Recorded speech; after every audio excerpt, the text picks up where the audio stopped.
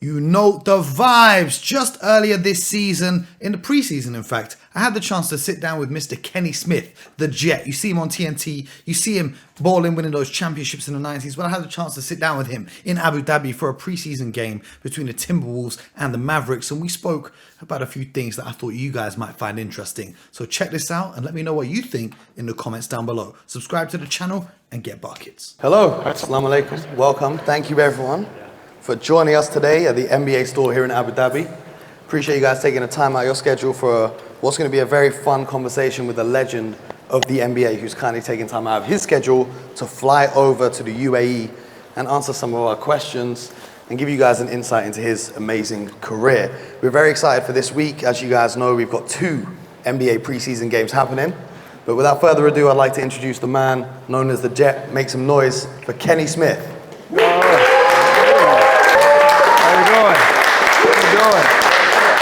Kenny, come through, grab a seat, my brother. Yes, indeed. Yeah. Kenny, how's your journey over? How are you finding Abu Dhabi so far? I'm over my jet lag, so I'm good. Oh man, it's a blessing to have you here. What does it mean for the NBA to have a presence over here in the Middle East now? Well, I think just in general, there's been a big presence in sport here in the Middle East, from soccer to golf, tennis. So basketball is a natural transgression. So I'm not surprised. We need to be here. I'm enjoying it. I think as fans, we have some great fans here, but we also have some great people that will become fans. Yeah. And so I'm excited about that. Now, we've got 2 talented teams that are going to be hitting the court. We've got the Timberwolves and the Mavericks. What are you most looking forward to, and which players are you most looking forward to seeing out there? Well, I think I've seen both of these teams before. Just a few times. Just a few times. So I'm actually just, this is a great time. The preseason is going to be actually competitive because we have a lot of new players trying to make the team. So they'll be playing extremely hard to be part of the team. And then you have some other players who will be playing for playing time. So then we have Luka, then we have Kyrie, then we have Ant-Man and Karl Anthony Towns and all of those guys, great players, but it'll be really competitive, especially the first preseason game of the year is always the most competitive. So it's going to be fun. Do you remember the first preseason game of your career? I do. I really do. My career was against Golden State Warriors. So my first preseason game, not my regular season game, but I remember that. First time you put on that NBA jersey and it has your name on it instead of someone else's name on it. Like he's wearing someone else. He's wearing, I think, who was that? Orlando? Is Shaq? That a Penny or Shaq? Yeah, so it's the first time you're wearing a jersey with your own name on it. Man, that must have been a special feeling. But can you tell us what your favorite moment, if you had to pick one moment from your NBA career that you will always cherish above everything else? Wow, my favorite moment, you said NBA. Yeah, NBA. We are the NBA store. No, I'm just saying because basketball in general, my favorite moment, it was my first college game. Because the NBA was a dream far away. But when you play in the States, you play in high school, and you only play in front of 400 people. And then when you go to college, there we're practicing in an arena that holds 16,000, but nobody's in it. It's empty. You're practicing in an empty arena. And so the first time I walked out and I saw the band playing and the cheerleaders flipping and I'm walking out, I'm like, oh, I made it. It's filled with people. So to see, instead of playing in front of seats, you're playing in front of people, 16,000. That was probably my most memorable moment. And then in the NBA, it's a collage. No, not just a championship, honestly, because it's like, the NBA is not a moment, it's a journey. So it's a collage of pictures that happen throughout so it's everything. Even today, it's still part of it, the NBA. The reason I'm here in Abu Dhabi is because of the NBA, so that's part of the collage now. So everything kind of continues. It's not a moment like a basketball moment. Like you could score points all the time, but I don't know if there's one moment. No, that makes sense. Yeah. And obviously now, you're having a very successful TV career on was, in my opinion, the best show on TV. Thank you. But if we had a time machine and we could take prime Kenny Smith from early in his career and put him in the NBA today, which team would you want to play on? I would play on any of them, honestly, but I would want to, Milwaukee with Giannis would be great. Oh, you're taking minutes from Dame now. No, I'm going to, they wouldn't need Dame. Oh, they wouldn't need Dame. Wouldn't need Dame. They wouldn't need Dame. Yeah, because actually the way I played is very similar to what the Dave's game is. I was really, a three-point shooter, could shoot the ball pretty well from that. I could shoot very well, okay, from there. And then I was also a high flyer. So I dunked. So that's what you see today in the game today, dunks and threes. So today's game, I was just born too early. Yeah, just born too early. Man. Well, you had a very successful career. You got a few championships on your way as well with the Rockets. And so I do my podcast is with BJ Armstrong, who is from the Chicago Bulls. Okay. And he won a few championships as well. Yeah. And when I told him I was sitting down with Kenny this week, he says, man, we got to get Kenny on the show because we got to have a debate. Okay. Would your Houston Rockets have beaten those Chicago Bulls if you had met in the finals? For those who don't know, we'll explain the scenario. So the Chicago Bulls won 3 championships in a row with Michael Jordan. Michael Jordan then retired. And then he played baseball and he was a terrible baseball player. Then he came back to the NBA. But in those 2 years, we won the 2 years. They came back and they won 3. 2 things. First of all, yes, we would have beat them. Yes, we would have beat them. Secondly, he was there one of those years. He was wearing number 45. And when they lost, when he was playing in that season when he came back at number 45, when he had 55 points in Madison Square Garden, no one was saying, oh, he's rusty. He scored 55 points in a game. In the NBA playoffs, he was averaging 31 points a game. He wasn't rusty as most people would think. They lost to the Orlando Magic, Shaquille O'Neal. They lost to them 4 games to 2. We beat the Orlando Magic 4 games to 0. We did not lose to them. So yes, we would have beat them. And there was another reason. Okay. They were too small at that time. This is before they had Dennis Rodman and Horace Grant had left. So without Horace Grant or without Dennis Rodman, they could not beat us. Now with Dennis Rodman, I'm not sure what would happen. But without Dennis Rodman there's no one. We had a guy that you guys will know, Hakeem Olajuwon, who they could not defend. No way. I don't think anyone could defend. Not with those 2 guys. Not without those 2 guys being there. It's impossible. It would have been impossible for them to beat us. Well, I hear what you're saying. It makes a lot of sense, but I know a few people that might disagree, so we're going to have to get you on the hoop. I'll give you I'll give you one more stat. Okay. To take back to Chicago. Okay. Check our record against, now it's the regular season. Check our record in the regular season, the first 3 championships that they won. We were 6-1. I think 5-1 against them. We only lost them 1 time in the time that they were winning championships. Because they could not guard Hakeem Olajuwon. You make a good case. You make a great case, but I know BJ is going to have a few things to say, so shout out to him as well. But you mentioned Dame Lillard earlier, saying that if you were playing today, you could play for Milwaukee. Is Dame the player that reminds you most of yourself when you watch the NBA right now, or is there one player that stands out? No, Dame is a much better shooter and a much better player than I think, in terms of eras of what he's doing. But very similar in terms of, I didn't shoot as far as he does. But the question was, who reminds me? Who do you look at and you think that's the closest to you that you would see in the NBA right now? Well, different stages. When I was younger, I could do, not all the things, but some of the things like getting, at speed-wise, getting up and down like Ja Morant. So I was very slight like he was.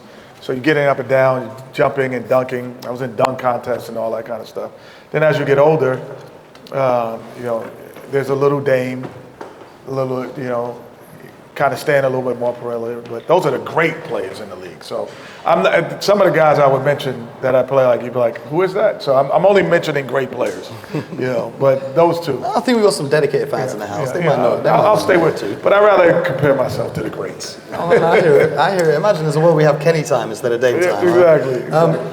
Obviously, speaking of Dame and the Milwaukee Bucks, they're very strong now. I wanted to ask you a few questions about this upcoming NBA season because we're all looking forward to seeing you on Inside the NBA. But who are the two teams that you're looking at thinking they're going to be in the finals coming up this season? I really believe before the season starts, there are going to be two more huge trades. Because, obviously James Harden is not there. He's not playing. And there's about 2 or 3 other teams that I don't think they could sit the way they are and figure that they're contenders when they have MVP type caliber players. So I just don't think these are the teams. But if I had to say today, Denver Nuggets are going to be right around there, without question. The Joker didn't get worse; he got better this year. He's going to be better, and those Milwaukee Bucks with Dame Lillard is going to be impossible to guard offensively. So they're going to be impossible because you ever hear when you hear the announcers, even we say it on TNT, when you watch the Milwaukee Bucks, they're going to build a wall around Giannis to stop him. It's impossible to build a wall with Dame Lillard on the floor. It's impossible to leave Dame Lillard to put someone up front. And then Middleton, it's impossible. So they're going to be the most difficult team to guard offensively, I think, in the NBA. I like the Celtics, but that's another conversation for another I mean, they're time. really good. The Celtics are really good, but I don't know if they got better because they have, they got rid of Marcus Smart. They got rid of Brogdon now. They got rid of Williams. So it's not the same team. So now I have to see what this new collection of Celtics look like. Which move from the offseason was the biggest surprise? When it hits your phone and you're like, really? Like, which was the most surprising move you saw? Well, Dame. Yeah. I mean, we all thought he was going to Miami. He even said, I want to go to Miami. I want to be there. And we thought that Portland would accommodate him to get him there. And so that, to me, when it said Milwaukee Bucks, I was like, what? Like, that's far away from, that's like Abu Dhabi? Like, he got traded to Abu Dhabi? Yeah, no, that was a big shock. It was, and Milwaukee culturally is so different to Miami. Yeah, 100%. But we're going to see how it goes. I want to get some of your predictions now on the individual side of things. So who is your MVP prediction for this season coming up? I think the MVP will go to Giannis this year. You're not worried about Dame taking some of those No, that's only going points to off help the board? him. That's only going to help him. The same way James Harden helped Embiid, it just will help him score easily. He will score so much more easier than he's ever scored in his life. I just remember, and I wasn't nowhere, like I said, I'm not nowhere near the player that Dame Lillard was, but I just remember, going to Houston and playing my first game with Hakeem Olajuwon. And it was the easiest 15 points, 16 points I ever had in my life. I averaged before there, I averaged 18 points a game. But every game, after the game, I would have to sit in a bath of ice. I would have to eat properly, get proper rest. Play with Hakeem, you could stay out all night and eat junk food and get 17 points. It sounds like you want me on the roster. And it's easy. It was so much easier playing with a great player. And Giannis playing with Dame is going to be great. Absolutely, offensively, he draws so much attention, going to get some open looks, but on the defensive side of the ball, you played with one of the greatest shot blockers and even bigs with the ability to switch on the perimeter in Hakeem Olajuwon. Who do you think is going to be the defensive player of the year this year?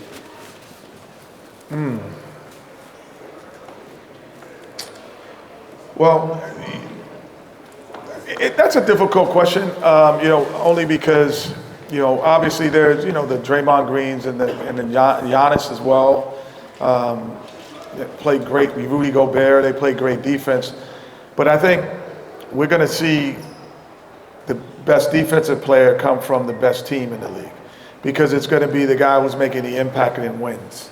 And I don't know which guy is going to make. I don't know if Rudy Gobert, who's here in Abu Dhabi, is his defense going to impact winning the way some of the other guys might. Is Draymond's defense going to impact winning this year? Like, that's going to be the difference. They all play great defense, but Marcus Smart. But is it going to impact winning? Drew Holiday, maybe. Drew Holiday. So out of all the rookies that have come into the league, Wembanyama's getting a lot of the headlines. That means guys like Brandon Miller and Scoot Henderson might have a little chip on their shoulder.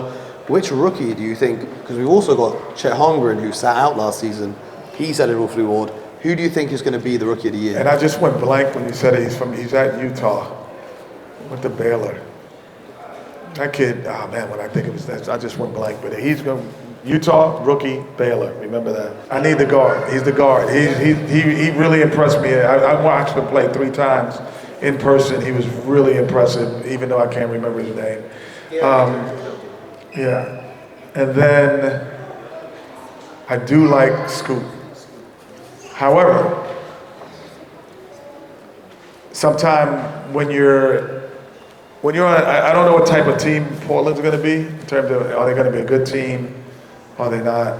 And when you're not on a good team, I call it sometimes you get empty calories. Like you're doing things that doesn't matter. Yeah. So sometimes the voters don't look at that. But Wembanyama is going to be the one that we're all looking to see. I mean, the guy couldn't fit in his door. I want to see him play. Absolutely. Which players do you think are going to take the biggest leap? Who will be the most improved player that people might not have been taking notice of before, but you think is going to have a breakout season? This is going to sound weird, but I really believe Russell Westbrook is going to have a breakout season. I love that. I think as someone who we've seen play great now will be great again. I think he will have the season that we most look at and go, wow, he's back to close to what we think he is because of the position he's in with the Los Angeles Clippers. Yeah, and we saw flashes of that in the playoffs, with the Clippers against the Suns. He was playing amazing basketball. Yeah. But now I've got a tough one for you just to end this conversation a little bit. You've played with some of the best players of all time, you work with some of the best players of all time, and obviously we're watching some of the best players of all time and their careers unfold right now. I need from you your all-time starting 5 of NBA players if you were building your ultimate team. Well, my ultimate team doesn't mean they're the best players. My ultimate team are the players I love to watch. So, it's kind of like... You can give us both. You can give us like your music. favorite and... Well, that's the same. It's going to be the same. I'm not going to change it. Okay. Because it's like music. Like if I go in my car, I'm going to listen to certain type of music that you might not like, but I think it's the best. It doesn't I think basketball opinions like that is the same. At center, I'm going to go with Akeem Olajuwon. Have to. I'm going to go with Akeem Olajuwon. At power forward, I'm going to go with Tim Duncan. I'm going by position as well. At small forward, That's tough. I'm going to go with LeBron James. Mm-hmm. At shooting guard, it's not even close, Michael Jordan. And at the point, That might be the hardest one. I'm going with Irvin Magic Johnson. It's not hard. Not Steph Curry? Over Magic Johnson? I'm just saying. The greatest shooter to ever play. No, you said shooter. I'd like that shooting on my I team. said the best point guard. I'd like that shooting on my The team. best point guard that ever played basketball is Magic Johnson because of his ability. I'll say this. If you're on the court with Magic Johnson, you become a better scorer. So that's a point guard to me. You become better player, scorer, because he's on the court. Does anyone become a better scorer because Steph's on the court? I'm asking you. A better scorer. Yeah. You can make the case that Andrew Wiggins being an all-star selection in the starting lineup has a lot to do with him playing alongside Steph Curry. So you would say that his ratio of points came from the fact that Steph passed him the ball? No, not directly. Then there is. The gravity Not that Steph directly. brings. Not directly. I'm talking about a direct correlation between you being better is that guy. But it can't always be tracked in direct passes because if Steph attracts 2 defenders, that means maybe the player next to him's not open, but the player in the corner's open. Well, so that's one pass away. That's a hockey assist. I'm gonna tell you, because you're younger than I am. Just by a little bit. Magic Johnson attracted 2 players, and then he found you. So he did that as well. So his ability to, graphically improve the way you play because he's on the court would be Magic Johnson, John Stockton. I look at Steph as more of a hybrid, not really he's a guard. He doesn't handle the basketball as much. He doesn't make all of the decisions. Great, one of the greatest, probably one of the top 10 players that ever played when it's all said and done, he might be. But is he the best point guard? No, not even close. Okay, I respect it, Kenny. Not even close. I respect it. Ladies and gentlemen, make some noise. Kenny Smith, give us some time. Appreciate it, brother. I hope you guys enjoyed listening to that interview. If you haven't yet, follow me on social media because you get to see all of this stuff way before it hits YouTube. And of course, subscribe to this channel, subscribe to the other channel. It's all in the description. You know all that good stuff. I'll see you guys in the next video. Get buckets.